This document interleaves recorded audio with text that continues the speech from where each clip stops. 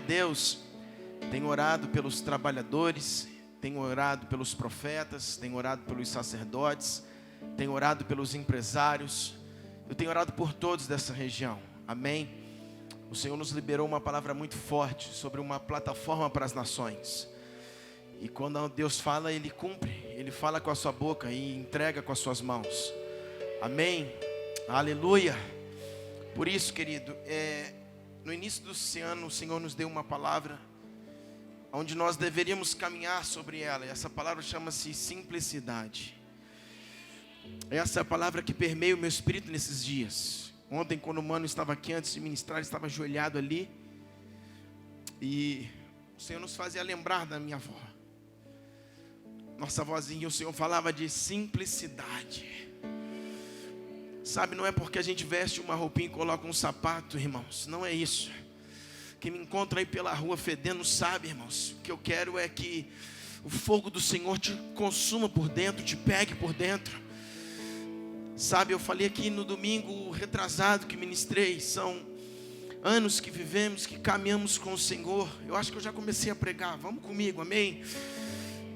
São anos que a gente vai caminhando e parece que a nossa vida espiritual ela sofre uma estagnação e parece que não anda mais.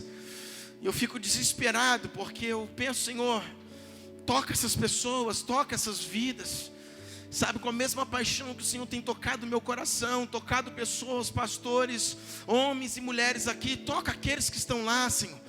Aqueles que parecem estão ficando para trás, toca eles também, Senhor, alcança eles, pega eles. Por quê, queridos? Porque o Evangelho é simplicidade. Aleluia.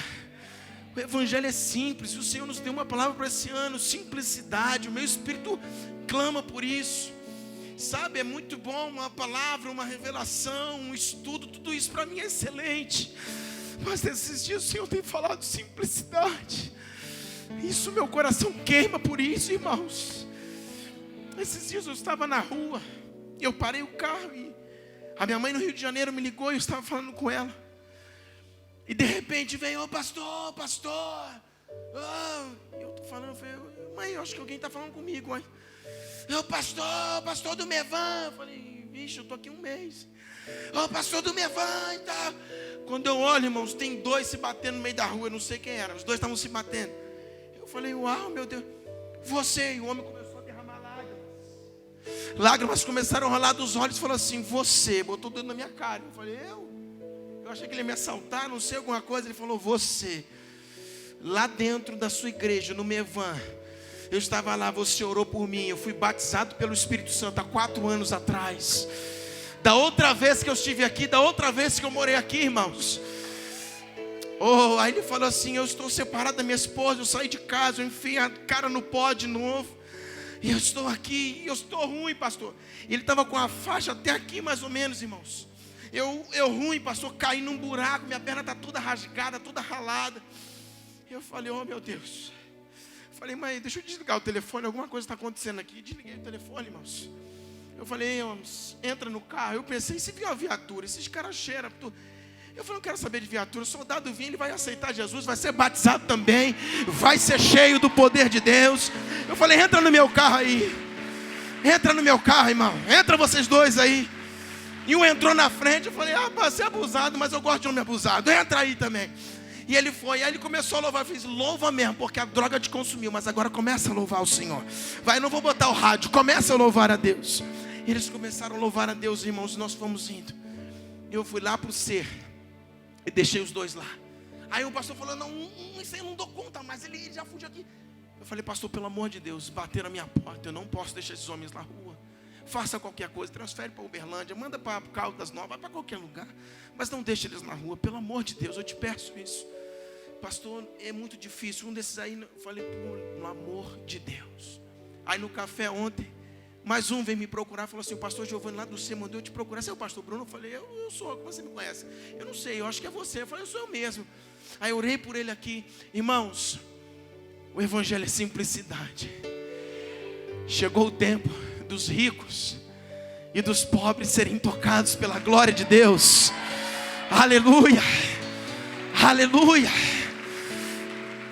Irmãos, por um tempo nós Sabe, segregamos o evangelho para alguns. Não, todos.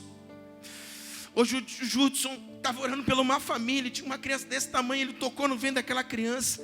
Aquela criança começou a chorar, eu comecei a chorar junto e me derramar em lágrimas. Porque, irmãos, deixa eu falar uma coisa para você, eu não sei.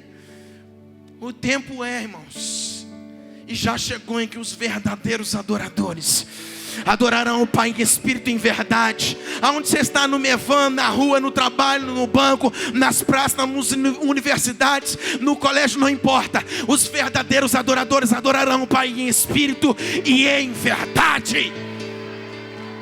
Aleluia. Aleluia. Abra sua Bíblia, eu vou tentar pregar. Primeiro livro do Samuel. Eu te amo, Jesus, eu te amo. Incendeia a minha geração com o fogo de dentro, com o fogo por dentro, converte, transforma a minha geração. Primeiro livro de Samuel, aleluia, capítulo 4, 19. Primeiro livro de Samuel 4, 19 vai dizer assim: estando a sua nora, a mulher de Finéias, grávida, próximo ao parto, ouviu estas novas de que a arca de Deus fora tomada, de que o seu sogro e o seu marido morreram. Encurvou-se e deu à luz, portanto as dores lhe sobrevieram. Ao expirar, disseram as mulheres que assistiam: não temas, pois tiveste um filho. Ela, porém, não respondeu nem fez caso disso, mas chamou ao nome do menino Icabô, dizendo: foi-se a glória de Israel. Isto ela disse porque a arca de Deus fora tomada, e por causa do seu sogro e de seu marido. E falou mais: foi-se a glória de Israel, pois foi tomada a arca de Deus. Aleluia. Querido, vem comigo por esses minutos. Nós estamos diante de um contexto em que a Bíblia relata uma história de Israel, em que o Senhor havia levantado a casa de Eli. Era uma casa de pastores. Você que está aqui que é novo, uma casa de pastores, de homens de Deus. E a casa de Eli havia sido escolhida. E o Senhor, sabe, olhou, sonhou e projetou que aquela casa sairiam dali sacerdotes, homens que iam cuidar da sua obra e do seu reino. E ali dentro, querido, Eli, por ser levantado, ele tinha 2 filhos, Hofni e Finéias. E esses 2 filhos, eles aprontaram algumas coisas que foram mal aos olhos do Senhor. Os olhos do Senhor estavam sobre Eli, sobre a sua casa também. Sempre quando Deus olha do céu, Deus vê uma casa. Deus não vê apenas um indivíduo muitas vezes. Deus vê quem? A família. E Deus está olhando para Eli, e Eli está tentando conduzir o sacerdócio, o pastoreio dele. Mas Deus está olhando para Eli e está vendo Hofni e Finéias. Como o pastor estava falando aqui, a questão da gordura, o sacrifício que era oferecido, eles metiam a mão, eles comiam, algo que era para ser dado apenas ao Senhor, eles pegavam e comiam, eles pegavam e distribuíam, se misturavam com mulheres que ajudavam ali no sacerdócio, e a coisa estava feia para os filhos. E Eli vai lá tentar repreender os seus filhos, e não tem muito sucesso, não tem muito êxito. Então Deus vai fazer com que algo aconteça para que paralisasse essa ação de um sacerdócio que estava em desobediência, um sacerdócio que estava caminhando de forma incorreta. Deus então vai permitir em que Israel vá para uma guerra. E nessa guerra, irmãos, a Bíblia vai relatar que Israel, ele perde a guerra. Alguns dos sacerdotes, alguns dos levitas, alguns homens se levantam e falam: não é possível. Por que Israel perdeu a guerra? Porque os filisteus era uma nação terrível que vinha contra a nação de Israel. Mas sempre quando vinha, os filisteus, eles temiam por causa do Deus de Israel. Havia um memorial, havia uma lembrança que se chamava lá o Mar Vermelho. Quando o Mar Vermelho consumiu aquele povo, Isso ficou conhecido das nações circunvizinhas. Isso ficou conhecido naquele tempo. E o que vai acontecer? Quando os filisteus sabiam que iam lutar contra o povo de Israel, eles se lembravam do Mar Vermelho. Esse povo tem aquele Deus que fechou o mar. Esse povo tem aquele Deus que consumiu todos aqueles egípcios, que Faraó foi lá e foi sucumbido pelas águas. E eles temiam, mas nessa guerra vai acontecer algo inédito. Israel vai perder essa guerra. E os sacerdotes, os levitas não entendem o porquê e o que estava acontecendo. E ali, irmãos, eles vão lá e pegam a arca. E eles vão pegar porque a arca simbolizava a presença de Deus, algo físico no meio do povo. Por quê? Porque Deus, quando ele lá no Éden ele fez o homem, Deus queria sempre se relacionar com o homem. E por querer se relacionar com o homem, Deus queria vir e estar mais próximo com o homem. Então Deus vai fazer uma arca, e eu vou te falar o porquê dessa arca. E a Bíblia vai dizer que a glória do Senhor pairava, a glória de Deus ficava dentro daquela arca. Então toda vez que Israel se deparava com aquela arca, eles estavam se deparando com a presença de Deus. Essa arca, irmãos, era algo em que, quando foi estabelecido o tabernáculo, essa arca também foi estabelecida. Por quê? Porque o Senhor, Ele criou uma condição para estar no meio do povo. Quando Ele olhava para Israel, Israel era o seu povo, e eles tinham Deus como seu Deus. Porém, Deus queria sempre aproximação. Deus é um Deus de relacionamento, e Deus queria o quê? Se relacionar com o povo. Então o que é que Deus vai fazer? Eu vou habitar, eu vou chegar por meio de uma arca, e vou estar mais perto, eu vou estar com eles. E algum deles, que era o Kohen Gadol, o sumo sacerdote, ele vai entrar diante do Santo do Santo, no santíssimo lugar, e vai estar diante de mim. Alguns então chegavam até mais perto dessa arca, dessa presença de Deus. Sabe, irmãos, então aqui, nesse ponto, está todo mundo não entendendo o que está acontecendo, porque eles perderam a batalha. Então eles vão pegar a arca e vão começar a levar a arca, porque levando a presença de Deus, talvez nós iríamos o que? Vencer essa guerra. Mas vai acontecer algo que, quando Deus, irmãos, Ele quer fazer, não adianta. Eles levam a arca agora e vão perder a arca. Por quê? Porque os filisteus venceram a batalha. E além de vencer a batalha, na antiguidade tinha algo que chamava os despojos. Os despojos eram aquilo que os homens levavam para a guerra, seja alimentos, animais e tudo que eles levavam como, vamos dizer assim, nutrição para a guerra, seja de coisa bélica ou seja de alimento. Quando eles perdiam a guerra, aquilo era chamado de despojo.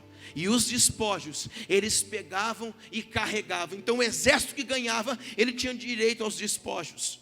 Sabe o que vai acontecer? Quando os filisteus aqui, eles vencem a guerra, eles estão conduzindo uns despojos. E um desses despojos era a arca da aliança, ou a arca do concerto. Isso significa a presença de Deus, que havia sido dado para no tabernáculo estar diante do povo, está lá com o povo, está lá com os sumos sacerdotes. Agora essa arca, ela está saindo do meio do povo, e agora essa arca está caminhando para a terra dos filisteus. Então agora há um alvoroço em Israel. Israel está olhando. Uma das noras de Eli, que era a esposa de Finéias, ela estava grávida. E quando ela está sabendo que Israel está perdendo a guerra, ela vai dar à luz um filho. E esse filho se chamou Icabô, que no hebraico que significa foi-se a glória de Israel. Por quê? Porque a configuração era a arca do Senhor, que era a presença de Deus, está sendo tomada de dentro do arraial, está sendo levada para fora. E agora aquela mulher, ela tem um filho, o nome do filho foi-se a glória de Israel. Porque o nome do filho antigamente era dado muitas vezes em situações, assim como Benoni antes de Benjamim foi dado. Por quê? Porque a mulher teve aflição. Então Benoni era o filho da minha aflição. Aí Jacó chega e fala: não, será chamado Benjamim. Muda o nome dele, muda o decreto sobre o filho. Então muitas vezes o nome era dado através, irmãos, de situações e circunstâncias que aconteciam na hora. Então o nome daquele menino, filho de Finéias, era um marco, era um memorial dizendo: foi-se a glória de Israel. Um menino nasce e o seu nome é lhe dado, foi-se a glória de Israel. Então Israel está andando para um lado, Israel está dando para o outro, e tem uma mulher com uma criança nos braços, e está olhando para os braços daquela criança. Qual é o nome? E acabou, foi-se a glória de Israel. Então o homem passa para lá e passa para cá, e está olhando para aquele menino dizendo, foi-se a glória de Israel. Eles não tinham como omitir que a arca foi tomada, que a glória de Deus havia sido roubada do meio do seu povo.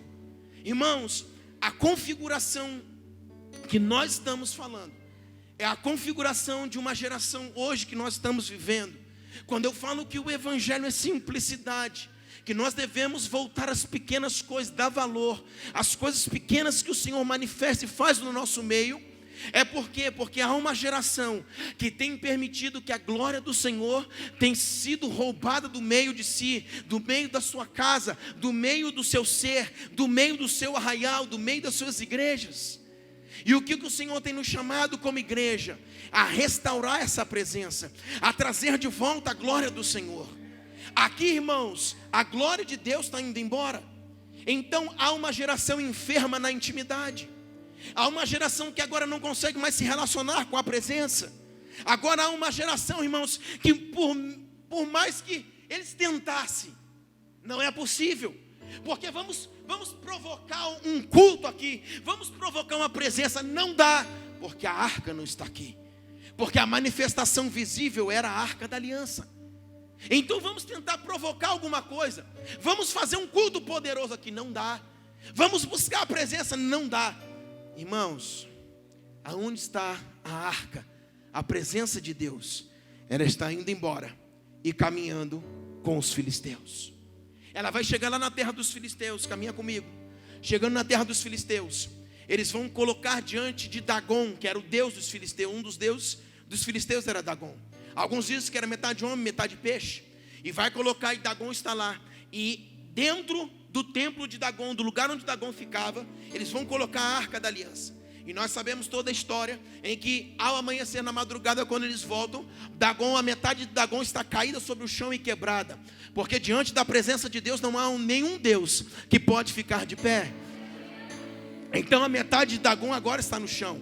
Os filisteus vão entrar em pavor e desespero, dizendo, quem jogou Dagon no chão? Claro que era a arca, a presença de Deus que estava ali. Então eles vão tirar agora a arca da aliança dali. E vão dizer, vamos tirar essa arca daqui, porque ela está nos causando aflição. Irmãos, a Bíblia vai dizer que até tumores, até coisas aconteceu no meio do povo, porque Deus começou a causar uma aflição. Presta atenção, dizer uma coisa para você. Tudo que Deus precisa fazer em nossas vidas, assim como um pastor orou aqui sobre um principado, algo que tenta bloquear as nossas orações.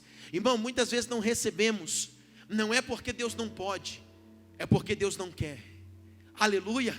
O que nós precisamos entender, as nossas igrejas hoje, nós sempre oramos, fazemos campanhas, fazemos isso e fazemos aquilo, e pedindo, Deus pode. É claro que Deus pode tudo. A questão não é o que Deus pode, a questão é o que Deus quer fazer. Porque Ele opera duas questões, tanto o efetuar, quanto o querer. Então uma coisa é Ele querer, outra coisa é Ele efetuar. Então a questão não é o que Deus pode, porque Ele pode tudo. A questão é o que Deus quer fazer. Amém? Então diante daquela situação, o próprio Deus, a própria presença, estava provocando uma situação para que os filisteus devolvessem essa arca. Você está entendendo comigo? Eu estou falando de arca, de presença, que ela foi roubada.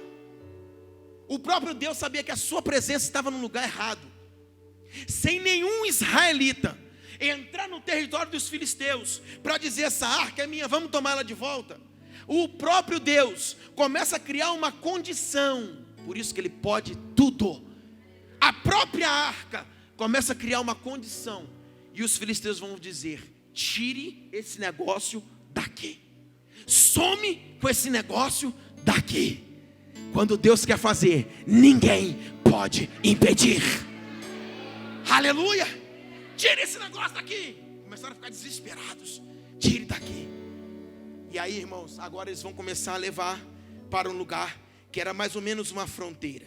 Só que, irmãos, venha comigo rapidamente. Abra Folheei talvez, capítulo 6, o verso 2, vai dizer assim: estes chamaram os sacerdotes e adivinhadores, e lhes disseram: que faremos da arca do Senhor? Fazendo-nos saber como a devolveremos para o seu... Vamos apertar o cinto aqui agora. Os filisteus estão olhando para a arca, que é a presença de Deus, e eles estão dizendo: como nós faremos com essa arca? Pastor, o que você quer dizer? O cuidado que Israel não teve, que simboliza os filhos de Deus. Os filisteus, que era uma nação pagã, abominável aos olhos de Deus, eles estão tendo um cuidado dizendo: faze-nos saber como devolveremos essa arca para o seu lugar. Olha a preocupação que os homens começam a ter. E aí você vai entender o que eu quero dizer e aonde nós queremos chegar. Se a arca simboliza e aponta a presença de Deus, é algo que nós devemos ter cuidado no nosso relacionamento. É algo que nós precisamos cuidar e zelar pelo aquilo que o Senhor tem nos dado, que é a sua presença, é a sua intimidade. Nós não podemos ser uma geração em que a glória de Deus foi-se. Nós precisamos ser a geração em que a glória de Deus está conosco, como igreja.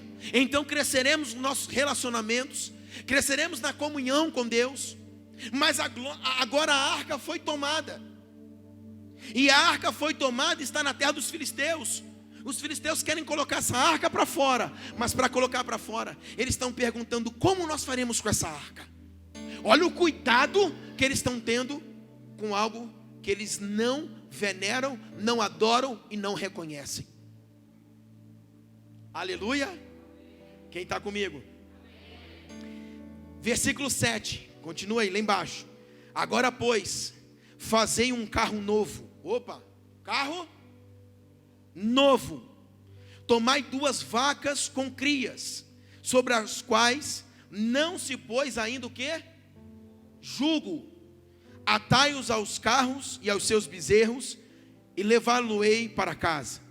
Então tomai a arca do Senhor, e ponha sobre o carro, e metei num cofre ao seu lado as figuras de ouro em que lhe haveis de entregar como oferta de culpa, e deixai aí. Não, para tudo. Entenderam isso? Primeiro, faz um carro novo, não é carro velho. Vamos fazer um carro novo. Irmãos, presta atenção. Filisteu não reconhecia a arca, não venerava, não tinha como a presença do Deus vivo, até porque adoravam outros deuses, Baal, Dagon, etc. Então agora estão pedindo para fazer um carro novo. Logo mais eles vão pedir para fazer o seguinte: pegue 2 vacas com 2 jumentas, em que não ainda colocaram jugo sobre elas. Olha para mim, irmãos, pelo amor de Deus. Os filisteus estão entendendo o que Israel não entendeu. Vamos ter cuidado, vamos ter zelo. Pegue um carro novo, pegue também 2 vacas, e nessas vacas que ainda não tenha colocado jugo sobre elas. Sabe o que significa isso? Uma vaquinha virgem do serviço. Isso fala de pureza e inocência. Para carregar a arca da aliança, que vai voltar para a terra deles, não pegue qualquer coisa. Pegue uma vaca que ainda não tenha colocado jugo sobre ela, para conduzir a arca. O que mais, pastor? Além do carro novo, além das vacas inocentes, virgens no serviço, coloque também,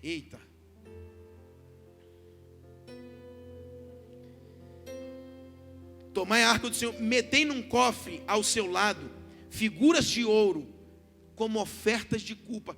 Pelo amor de Deus, irmãos. Pastor, você quer falar de dinheiro? Não gosto de falar de dinheiro.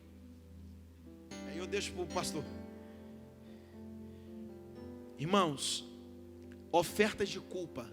Os homens estão entendendo a lei de Moisés. filisteus. Porque toda vez que Israel pecava, eles levavam, Levítico vai dizer sobre 5 tipos de ofertas. E uma das ofertas era ofertas de culpa. Quando o homem pecava, lá no tabernáculo, era feito um sacrifício da manhã e à tarde, manhã e à tarde. O dia de Yom Kippur, que era o dia da expiação, era uma vez ao ano, quando o sumo sacerdote, Kohen Gadol, entrava no Santíssimo, no Santo dos Santos, ia lá e expiava o pecado de toda a geração, de todo o povo. Mas enquanto não chegava esse um dia ao ano, todos os dias da manhã e à tarde, era oferecido o sacrifício pelo pecado do povo, pela alguma culpa, por alguma coisa que o povo havia praticado, como se estivesse encobrindo ali, até chegar o dia de Yom Kippur. O que eles estão dizendo, os filisteus? Pega um carro novo. Irmãos, eles estão olhando para a arca, preste atenção, pelo amor de Deus. Eles estão olhando para a arca, eles não têm alguma coisa diferente nesse negócio. Isso não é só um caixote, isso não é só uma madeira revestida de ouro. Tem 2 querubins lá, umas asas. Não, isso não é qualquer coisa. Propiciatório, que era a tampa, isso não é qualquer coisa. Então pegue um carro novo, pegue 2 vacas virgens no serviço, com seus bezerros, que ninguém tenha colocado serviço. Irmão, sabe o que é isso? Você já viu quando você entra numa casa, você vai morar em um lugar, aí a pessoa fala assim, primeira locação? Você entra, aquela casa está estalando. Eu acho que você não entendeu. Deus está falando assim, você é a primeira locação? Aonde que a glória de Deus habita? Aleluia, tem alguém comigo aqui? Você é a primeira locação. Quando o Espírito Santo entra em você, essa presença, essa arca, ele sente-se à vontade, ele vê tudo novinho. Ou como a gente fala lá para as crianças, olha, o coraçãozinho está preto? Ou não? Aleluia, glória a Deus. Pega essas vacas que ninguém tocou, que o jugo não tinha sido usado ainda. O jugo era algo que era colocado sobre a vaca aqui, para que ela pudesse puxar e fazer o seu serviço. Ninguém colocou sobre ela ainda. Ela está 0 bala. Para levar essa arca, tem que ser uma vaquinha 0 bala. E os filisteus, mas esses caras, o que é isso? Não, tem alguma coisa nessa arca. Terceira coisa, pegue um cofre. E eles colocaram 5 imagens de ouro dentro do cofre. Pastor, por que 5? Porque os filisteus, assim como Davi, quantas pedras Davi pegou? 5. Por quê? Porque a confederação dos filisteus, haviam 5 príncipes e 5 cidades. Então, se Davi derrubou Golias, Golias representava uma da confederação filisteia. Então, se Davi derrubasse um, podia levantar o outro príncipe, ele tinha outra pedra. Se levantasse outro, ele tinha outra pedra. Se levantasse outro, ele tinha outra. E se levantasse o último, ele tinha a última pedra. Aleluia! Não, pastor, é porque ele pegou lá na escolinha. As crianças aprendem que 5 significa Jesus, glória a Deus. É isso mesmo, é Jesus que derruba o gigante. Mas haviam 5 gigantes. A confederação dos filisteus eram 5 cidades. Então, olha o que eles vão fazer, irmãos, presta atenção. Eu quero mais para frente sair disso aqui contigo. Quero correr mais um pouco, mas só preste atenção no que eles fizeram. Vão pegar 5 representando cada cidade da confederação, como oferta de culpa por essa cidade, por essa cidade, por essa cidade, por essa cidade. Pegue, coloque sobre os animais e mande lá para eles. Irmãos, pelo amor de Deus, os filisteus, um povo pagão, estavam entendendo que muitas vezes Israel não entende. Aleluia, aleluia. Eu vou chegar lá, você vai me entender quando eu concluir. Então agora esses animais estão voltando, eles vão chegar a Bet-Semes. Eles estão chegando na divisa com o lugar aonde eles iam chegar em Jerusalém. Mas ele para em Bet-Seme. Quando a arca para em Bet-Seme, a Bíblia vai dizer que esses animais, eles foram soltos pelos filisteus. A Bíblia vai dizer que eles não olharam nem para a direita, nem para a esquerda. Mas esses animais, eles tinham os olhos fitos e sabiam para onde estavam indo. que Deus disse a Josué? Não olhe para a direita, nem para a esquerda. Não olhe para a direita, nem para a esquerda. Ei, irmãos, deixa eu dizer uma coisa para você. Nós precisamos entender o que o Senhor está querendo de nós. Não olhe para a direita nem para a esquerda. Então agora esses animais, eles estão descendo, indo em direção a Bet-Semes. Quando eles chegam lá, há alguns ali israelitas. E o que eles vão fazer? Eles se aproximam da arca. Preste atenção. Os filisteus pegaram um carro novo, pegaram as ofertas para cada uma das cidades, remindo cada uma das cidades, vão mandar junto com o povo. Eles vão pegar ainda mais coisas, vão colocar sobre os animais e vai colocar os animais para descer. E os animais vão começar a descer. Quando os animais chegam ali na fronteira, os israelitas estão olhando e estão dizendo, os animais estão descendo. E os filisteus estão lá em cima e olhando os animais estão indo, descendo. Estão indo no caminho certinho, nem olhando para a direita nem para a esquerda. Irmãos, quando eles chegam em Bet-Semes, que era mais ou menos uma fronteira, os israelitas está chegando na arca. Irmãos, quando eles olham para dentro da arca, 70 homens caem duro e morrem. Hoje é domingo, né? Vamos pegar mais leve, mas vai melhorar lá na frente. Vamos comigo. Aleluia. Irmãos, pelo amor de Deus, os filisteus deram oferta de remissão de culpa, prepararam um carro novo, entenderam que cada cidade deles precisavam ser remidas do mal. Deus estava sacudindo a cidade, bota isso aqui para fora, mas espera aí, vamos colocar uma oferta de remissão. Irmãos, quando chega ali no limite, passa para Bet-Semes, que já era quase um lugar onde fazia parte ali da Palestina, daquele lugar de Jerusalém, de Israel. Eles, 70 homens, eles vão alvoroçados. Olha, irmãos, a arca simbolizava a presença. Eles vão, chegou aqui, quando, irmãos, eles olham para dentro da arca, 70 caem. O que eu quero dizer, como que uma nação pagã está entendendo como lidar com a arca, com a presença de Deus, e nós que estamos dentro do arraial, não estamos entendendo o que a presença de Deus simboliza para nós. Pastor, está muito complicado. Não, o evangelho é simples. Eu só quero passar uma coisa para você: presença, arca, intimidade. Nós precisamos zelar por aquilo que o Senhor tem nos dado. Os filisteus entenderam alguma coisa. Por que nós estamos aqui, irmãos? Carregados, como eu falei domingo passado, de palavras, carregados de entendimento, carregados de revelação. Irmãos, muitas vezes o que nos falta não é mais revelação. O que nos falta é viver aquilo que já temos recebido. Deus tem nos chamado para viver o que temos recebido. Pastor, quer dizer que você não quer mais? Quero mais de Deus, quero mais revelação, mais entendimento. Mas eu quero saber de uma coisa também: eu quero viver toda a bagagem que está nas minhas costas, que eu tenho recebido. Tudo que Deus tem nos dado, tudo que Deus tem revelado, tudo que Deus tem usado os seus profetas, os seus apóstolos, os nossos pastores. Botamos uma mochila nas costas. Eu recebo, mas eu quero viver tudo que já está nas minhas costas. Por quê, pastor? Porque o evangelho é simplicidade.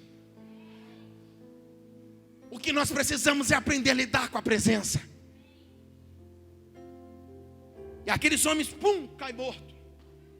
Eles vão pegar aqueles animais e vão descer mais um pouco para Kiriat Jearim, um outro lugar, um outro município. Eles descem para Kiriat Jearim. Olha para mim. Quando a arca para em Kiriat Jearim, quanto tempo ela vai ficar lá? 20 anos. Na casa de quem? De um sacerdote chamado Abinadab. E aqui é onde eu quero caminhar com você. Quando a arca do Senhor saiu lá dos filisteus, eles remiram a sua terra, a sua culpa pelo aquilo que eles fizeram, entendendo em um carro novo, colocando em animais virgem por serviço, e colocando as suas ofertas, eles remiram aquilo que eles fizeram. Agora ela desce para Bet-Semes. 70 homens metem a cabeça para bisbilhotar dentro da arca. Morrem por não saber lidar com a presença. Vai descer mais um pouco, vai chegar em Kiriat Jearim. Quando chega em Kiriat Jearim, irmão, sabe o que vai acontecer? Coloca a arca na casa de um sacerdote chamado Abinadab. A Bíblia vai dizer, Saul estava começando a reinar, e essa arca vai ficar 20 anos lá. Saul não queria saber da arca, da presença. Era um rei de Israel. E essa arca vai ficar 20 anos na casa de Abinadab. O que vai acontecer, irmãos?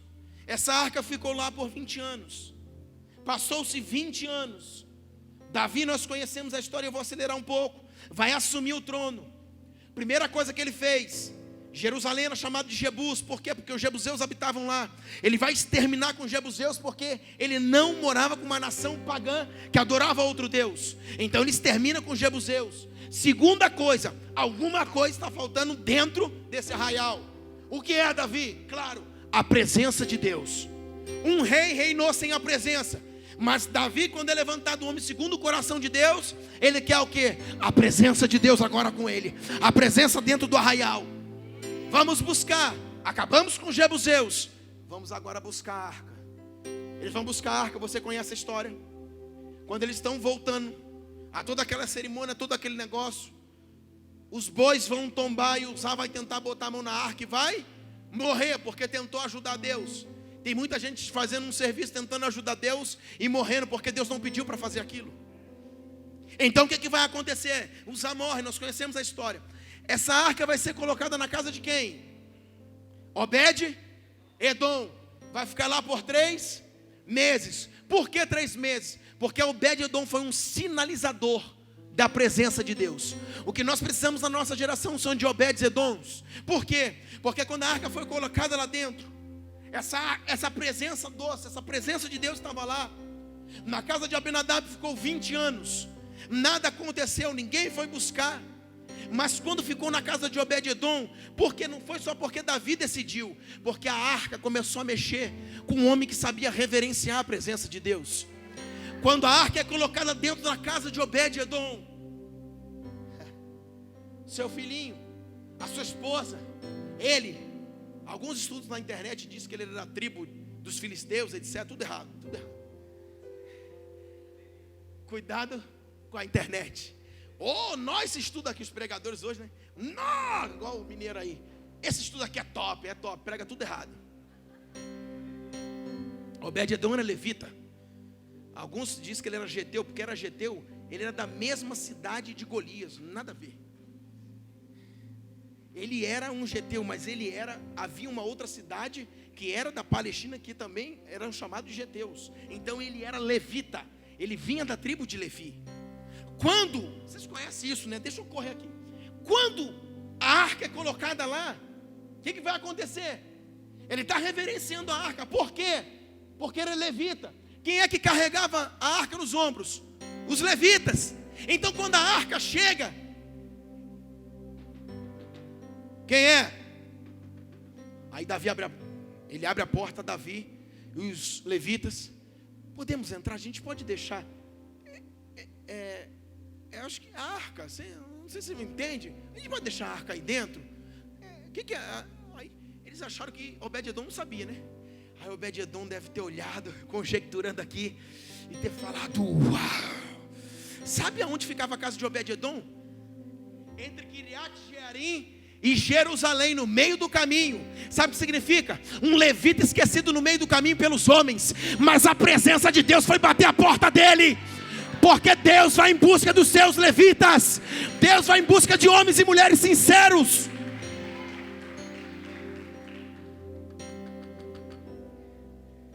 Aí ele: uau, Deus veio em meu favor. Deus veio estar comigo. Ei, como é seu nome? Meu nome é Davi. Pode entrar. Bota esse negócio aqui no meio, na sala, aqui no meio. Ah, meu Deus. Aí Davi, lá os amor, Davi, sabe, atormentado, aí pega, sai e vai embora. Irmãos, conjecturando aqui, Obed-Edom fecha a porta e fala: ei mulher, ei filho, ei toda a casa, corre todo mundo para cá. Ah, meu Deus do céu. Porque o homem era levita, ele sabia lidar com a arca. com a presença de Deus. Irmãos, eu tenho para mim que ele se ajoelha e diz: Deus, eu estava aqui no meio do caminho, abandonado, sabe, no meio do caminho sozinho. Eu parei meu ministério, eu parei meu chamado, eu parei como igreja, eu parei o fogo, eu parei o fervor, eu parei tudo, mas o Senhor bateu a minha porta e veio ao meu favor. Seja bem-vindo, presença de Deus, fique entre nós. Sabe o que vai acontecer? Irmãos, alguns estudos loucos aí dizem, eu também acredito, que a mulher dele era estéril, mas daqui a pouco o bucho dela está igual a melancia. Racandarábia, está com um filhão grande lá. Na casa dele não tinha mais nada, era uma casinha assim. Daqui a pouco Deus começa a mudar tudo. Aonde não dava a cenourinha, começa a dar cenoura. A plantação onde não dava mais nada, começa a dar tudo. E a casa dele começa a virar. Sabe o que significa isso? Olha para mim agora. Quanto tempo a arca ficou na casa de Abinadab? 20 anos. Quanto tempo a arca ficou na casa de Obed-Edom? Porque depois que tudo isso aconteceu, Obed era um sinalizador. Nós precisamos de homens e mulheres que são sinalizadores.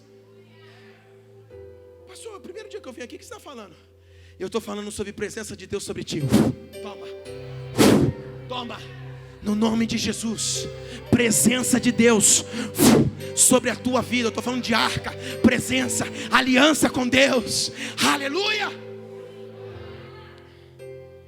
Por que 3 meses? Olha para mim, só ficou 3 meses lá, porque alguns homens correram. Depois de Uzá morrer, Davi entrou nas suas recâmaras. Quando a gente fala nos leva à sala do trono, a sala do trono é uma configuração de algo físico que acontece na terra. Davi tinha a sala do trono, é onde realmente o trono do rei ficava, e os homens vinham ser julgados por ele. Salomão teve, Davi teve, todos os reis teve a sala do trono. E assim nós falamos que o céu também tem a sala do trono, onde o trono do Senhor está.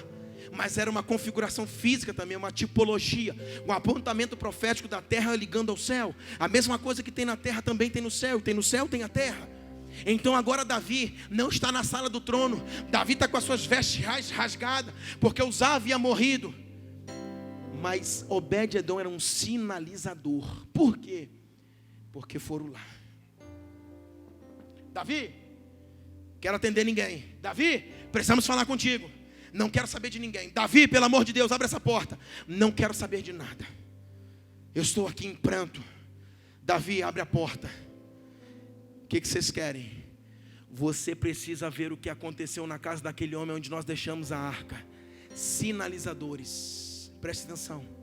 Davi, quando reis estiverem parados nas suas ações, frustrados nas suas decisões, quando reis como Davi estiverem caídos, estiverem fracos, haverá uma geração de Obed-Edom em que vai saber reverenciar a presença, e vai ser bom para ele, vai ser bom para a sua casa, e a glória de Deus de saber lidar com a presença vai tocar também os reis dessa terra. Eles correram e falou: Davi, nós precisamos ir lá, abre essa porta agora, Davi, vamos comigo. Davi abre, conjecturando, eles pegam, vamos lá na casa de Obed-Edom. Quando eles chegam lá, Davi fala: uau, o que aconteceu nessa casa? Vamos pegar a arca daqui, porque a arca, irmão, transformou. A presença de Deus transformou todo o ambiente, toda a casa de Obed-Edom. Obed-Edom então foi um sinalizador de tirar um rei de dentro de uma cova, de tirar o rei de dentro de uma frustração. Eu creio no nome de Jesus, que eu não sei se são apóstolos, profetas, mestres, homens, mulheres, crianças, eu não sei mais o que é.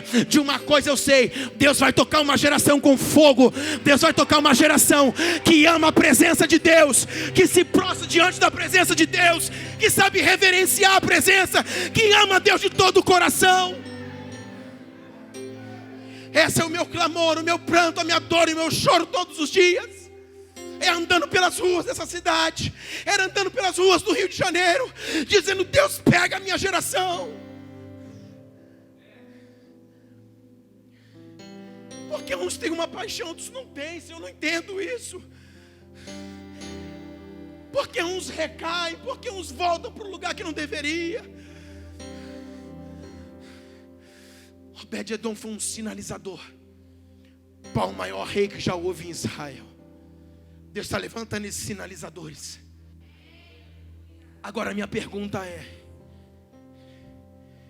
por que em 20 anos a mesma arca ficou na casa de um homem chamado sacerdote Abinadab e nada fez?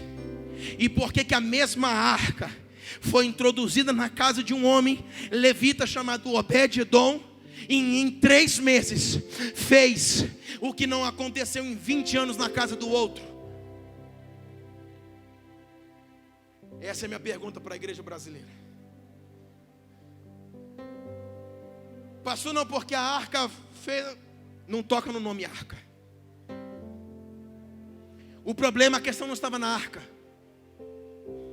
estava no homem. O problema sempre está no homem. Como que 20 anos um homem chamado sacerdote em Criate Jearim, uma região da Palestina, uma região aonde ali eles habitavam, a arca entra dentro da casa dele, não faz nada em 20 anos. E por que entra dentro de um homem, coitado, lá na beira do caminho esquecido, e em 3 meses os homens têm que correr e falar: Davi, vem ver o que está acontecendo na casa daquele homem lá. Eles vão tirar a arca pelos benefícios da relação de Obed-edom com a presença de Deus. Porque, igreja, vamos agora cair na real a ficha aqui. A questão não está na arca, a questão não está em Deus, a questão não está na presença, a questão está no homem. Como nós nos relacionamos, como nós adoramos, como nós obedecemos, como somos fiéis, como nós nos relacionamos com essa presença. A questão nunca está em Deus. Deus está com um balde do céu dizendo: se tu vir, eu derramo sobre ti. O problema é que nós desviamos, o problema é que não queremos, o problema é que damos desculpas de tudo, mas não queremos. Deus chama uma igreja incendiada. Deus chama uma geração apaixonada, que o ame de todo o coração. Em 20 anos não faz nada na casa de um, e em 3 meses muda radicalmente a história de um homem.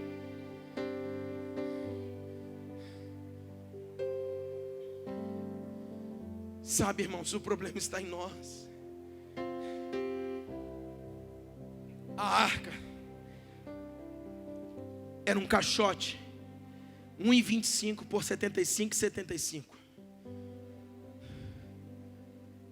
Sabe como que ela era feita?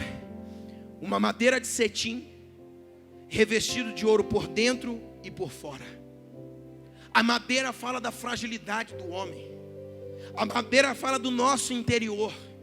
A madeira fala de algo natural, algo da natureza. O ouro já fala da nobreza de Deus. A arca simboliza eu e você, carregadores de uma glória, carregadores de uma presença de Deus. A arca, um dia ela estava sendo carregada. Hoje nós deixamos esta arca e nós viramos a arca. Jesus tabernaculou em nós, nós somos a arca. E nós carregamos essa presença. Por dentro somos madeira. Nós somos madeira. Sabe o que é isso? Fragilidade, coisa natural, coisa dessa terra. Mas somos revestidos por fora e por dentro com o puro ouro, o de Ofir do céu. Nós temos a nobreza de Deus. Quando olho para nós por dentro e por fora, há um brilho do Espírito Santo, há um brilho do ouro que paira em nós. Então você fala: meu Deus, pastor, eu sou tão fraco, sou tão frágil. Nós todos somos. A questão é que nós temos o ouro do Senhor em nós. E além do ouro, irmãos, dentro da arca, quando você abria, havia a vara de Arão que floresceu, que fala da soberania de Deus, da grandeza de Deus, do Deus levantar o chamado de Arão. Havia ali o maná que caía do céu, o pão que eles comiam, e fala do sustento de Deus sobre nós. E havia as tábuas da lei. A tábua da lei fala dos princípios, dos valores do reino de Deus em nós. Sabe o que Deus fez? Deus um dia tirou essa presença de dentro da arca e diz assim: eu não habito mais em caixa, eu não habito mais em templo feito por mão de homens. Agora eu vou habitar dentro deles, eu vou entrar dentro deles.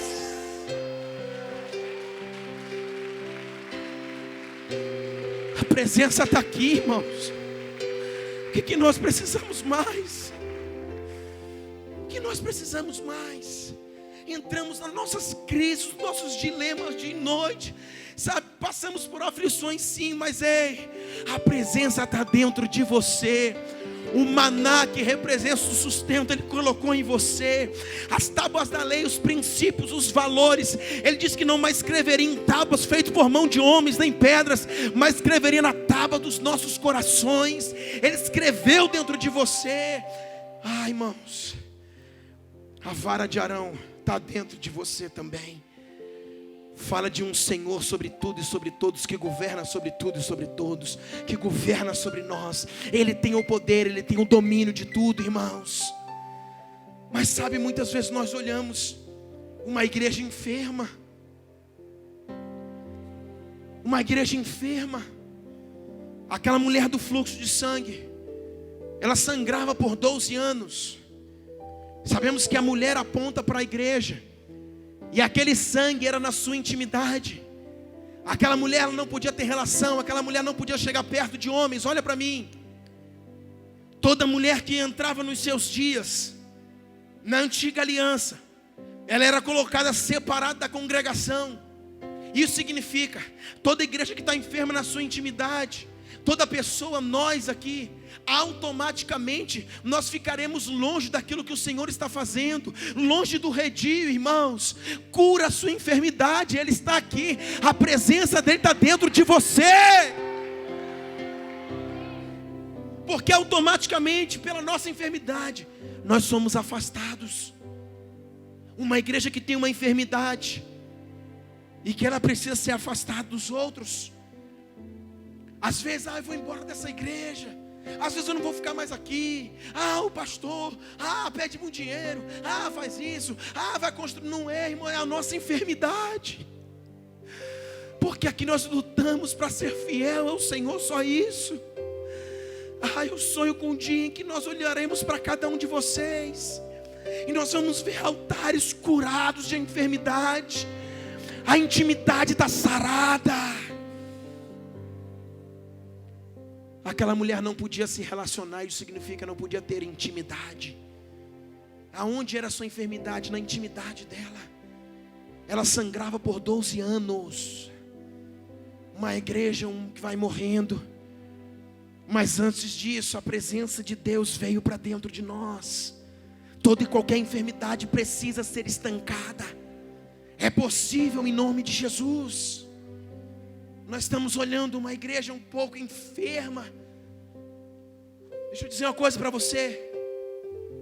Afastado de Deus não é o cara que está no botequim bebendo uma cachaça agora. Afastado de Deus não é o cara que está agora numa boca de fumo, cheirando, injetando. Afastado de Deus não é aquele que não entra dentro da sua igreja e você diz: esse é um desviado, um afastado de Deus. Olha para cá. Afastado de Deus é todo aquele que o tem, mas não se relaciona. Eu carrego a presença aqui, mas a presença, ela faz alguma coisa contigo? Ou é uma presença inativa? Uma presença em que você alimenta mais a sua enfermidade, da sua intimidade, do que a presença de Deus? Deus. Afastado de Deus é todo aquele que o tem. Pastor, eu ando com uma Bíblia debaixo do braço. Eu sou crente, mas muitas vezes, irmãos, há quanto tempo você não chora? Há quanto tempo você não ora? Há quanto tempo você não tem um tempo com Deus? Deixa eu dizer, afastado é todo aquele que o tem, mas não se relaciona. Estar numa congregação é muito bom, é muito lindo, é perfeito. Você precisa e deve estar aqui, mas não é tudo. O que vai ditar é o seu dia a dia, é a sua segunda-feira, amanhã. Isso vai ditar se você sabe se relacionar com a presença ou não. Sabe, irmãos, deixa eu ir para o final aqui. Eu acho que já não sei mais. Vou dizer uma coisa para você. Um dia uma multidão estava seguindo Jesus. E essa multidão atrás de Jesus. Mas vai haver um momento que Jesus vai requerer da sua igreja intimidade. Jesus não se alegra apenas com uma multidão indo atrás dele. Jesus se alegra com homens que têm o coração próximo do dele. Não é por quanto tempo somos crentes, por quanto tempo fazemos parte de uma congregação, mas é pela intensidade que vivemos no Espírito. Então essa multidão está seguindo Jesus, mas vai chegar uma hora que ele acha que essa multidão está muito grande, tem muita gente, ele vai parar. Quando ele para, ele vai dizer uma coisa: ei, quem disse ser chamado filho do homem aqui? Quem eu sou? Um olha para a cara do outro. Olha para mim. Viver intimidade com a presença que habita em nós é conhecer quem nós temos dentro de nós. Aquela multidão, olha para mim, seguia a Jesus devido aos sinais, prodígios e maravilhas que ele fazia, mas não seguia Jesus pelaquilo que ele é, não o conhecia na integridade. Então uma multidão está o seguindo. Olha para mim, todas as vezes que estamos seguindo há muito tempo Jesus e não o conhecemos na intimidade, ele vai nos parar. A nossa caminhada será parada. Preste atenção nisso. Depois não reclame com Deus, a caminhada vai ser parada. E aí Jesus para e fala: quem disse ser chamado filho do homem? Aí Jesus está olhando para a multidão. Um vira as costas, 2, 3, 4, 5. Por quê? Porque enquanto ele estava produzindo sinais, prodígios e maravilhas, havia uma multidão o seguindo. Mas quando ele para e pergunta quem eu sou, a multidão começa a ir embora. E aquela multidão o deixa. Quem vai ficar? Os seus discípulos, os seus apóstolos. Ele volta para os discípulos e pergunta: e agora, e vocês? Isso significa que andam comigo há um tempo. Quem disse ser chamado filho do homem? Quem eu sou? Quantos tinham? 12. Quantos respondeu? Nenhum. Só um, que foi Pedro, que ali no meio uma revelação o acertou. E ele disse: tu és o Cristo, o Filho de Deus vivo. Aí quando ele encheu a bola dizendo assim: eu acertei, Deus fala: calma, Pedro, não foi a carne nem o sangue que te revelou, fica calminho. Se não fosse meu Pai que estás nos céus, você também não saberia. Sabe o que Jesus estava dizendo? Há uma multidão que me segue, mas que a presença está inativa dentro de si. Há uma geração que está atrás de mim, mas a presença que eles estão carregando está paralisada, inativa, sem vida dentro dele mesmo. Então Jesus para uma multidão e pergunta: quem eu sou? Irmãos, deixa eu dizer uma coisa para você. Nós podemos andar e caminhar com uma pessoa por anos e não saber quem ela é. Sim ou não? Nós podemos andar por anos atrás de uma pessoa e não saber quem ela é. Jesus não aceita isso. Jesus quer uma igreja que reconheça e saiba quem ele é. Por isso ele vai nos parar e vai perguntar: quem eu sou? Fiz sinais, fiz prodígios, fiz maravilhas. Ok, muito bom para você. Agora eu te chamo para mais perto. Vem conhecer a presença, vem conhecer a minha glória, porque ninguém me segue apenas pelaquilo que eu faço. O Senhor nesses dias está chamando uma igreja para viver um tempo de intimidade com Ele. A nossa enfermidade, como daquela mulher de 12 anos, precisa ser estancada. A igreja está enferma na intimidade. Eu não falo da igreja ABC, eu falo pessoal. Nós precisamos estancar o nosso sangue, precisamos curar a nossa enfermidade. Quando estivermos seguindo o mestre, ele parar: e agora, Bruno, quem eu sou? Tu é o cara, tu és o mestre, tu és o filho de Deus, tu és aquele que morreste e ressuscitaste por mim, tu és aquele que é o único digno de honra, glória, louvor, majestade. Tu és. Por quê? Porque sabemos quem estamos seguindo. Aleluia. Vamos acabar, abra sua Bíblia comigo. Você lembra o filho pródigo? Um ficou em casa e o outro saiu. O que ficou em casa tinha menos intimidade com aquele que saiu, porque aquele que saiu voltou e se reconciliou com o pai. Sabe onde que ele ficou? No colinho do pai. E o filho que estava dentro era o desviado. Ele ficou, não saiu, mas estava desviado dentro da casa do pai. Porque ele olha para o pai e diz assim: você não me deu um boi para matar com meus amigos, você não fez isso, o meu irmão foi. Agora deixa eu dizer uma coisa para você aqui. A herança foi dividida. Se foi dividida, todos receberam. Então um foi gastar, o outro ficou dentro de casa sem gastar. Então ele também tinha recebido, porque a herança foi dividida.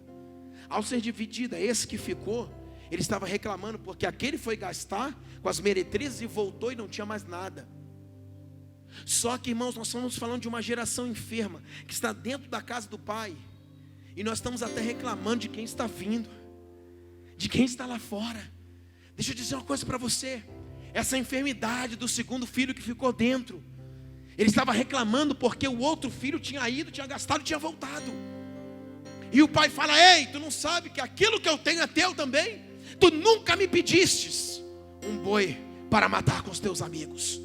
Um homem que não tem senso de herança, de intimidade com a presença, porque o pai simbolizava Deus. Ele não tem senso de herança, senso de filho, senso de intimidade com o pai. Porque se ele tivesse, quando esse filho saiu para gastar a herança, ele tinha falado: pai, eu sou fiel, eu estou aqui contigo agora dá-me também um boi para matar com os meus irmãos, com os meus amigos. Ele não fez nada, ele ficou lá quietinho. Quando o irmão está voltando todo sujo, arrependido, ele está denunciando o irmão que está voltando. Sabe, deixa eu dizer uma coisa para você.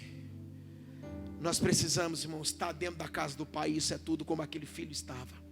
Mas a nossa enfermidade precisa ser estancada. A nossa enfermidade, o nosso relacionamento com a presença. Para a gente acabar, abra sua Bíblia aí comigo. Gênesis.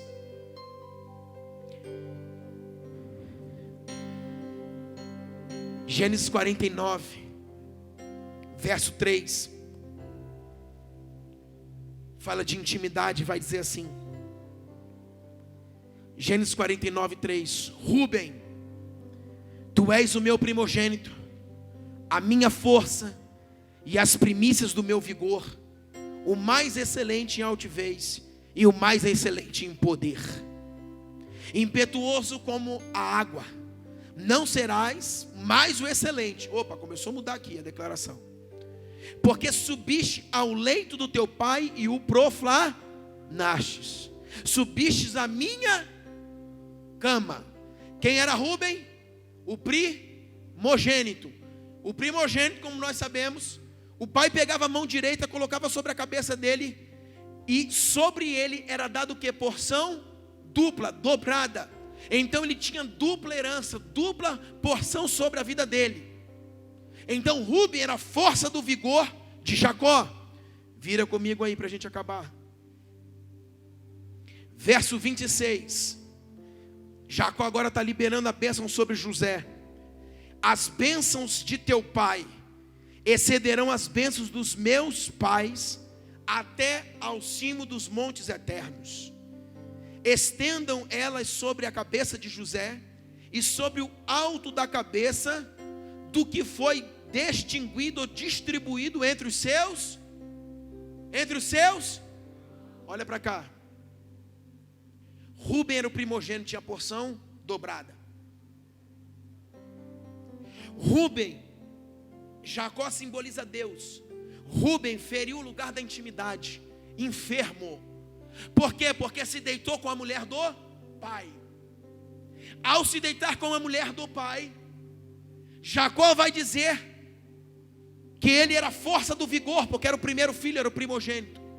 Mas quando José entra na rota, e ele está orando por todos os seus filhos, ele vai orar por José, ele vai falar: José, as bênçãos sobre a tua cabeça excederão, serão maiores do que todas as outras bênçãos que recaiu sobre os teus irmãos, que foi distribuído sobre os teus irmãos. Pastor, o que você quer dizer para a gente acabar? Que se Rúben era o primogênito, tinha a porção dobrada. Ao ele ferir o lugar da intimidade com o pai, com Jacó, ele perde o lugar de primogenitura, ele perde o seu lugar, ele perde a sua posição. E agora quando Jacó vai abençoar a José, vai dizer: ei José, a bênção que estará sobre a tua cabeça excederá, será maior do que todos os outros irmãos. Opa, então a bênção que estava sobre Rúben seria menor do que a bênção que estivesse sobre José. Isso significa que agora Rúben sai do lugar da primogenitura, perde a sua posição por ferir o lugar da intimidade com o pai. Ei, igreja, em nome de Jesus, Deus nos deu uma presença, Deus nos deu um chamado, Deus nos deu um legado. Deus, os nossos pais morreram, os nossos pais foram crucificados de cabeça para baixo. A Bíblia, os mártires chegaram até a nossa mão. Isso significa, nós temos algo na mão hoje. Nós não podemos brincar no lugar de intimidade. Deus está nos chamando para saber nos relacionarmos com a presença dEle. Aonde a presença dEle estiver, que é dentro de nós, precisa estar ativado em nós. Nós precisamos viver essa intensidade. Nós precisamos viver aquilo que o Senhor tem dado para nós. Por quê? Porque então seremos removidos do lugar da bênção, do lugar da primogenitura. Rubem ali foi removido. E agora ele está falando sobre José. Ei, José, como se José estivesse se levantando como primogênito, porque sobre a tua cabeça estará a bênção maior do que está sobre os teus irmãos. Fique de pé comigo em nome de Jesus.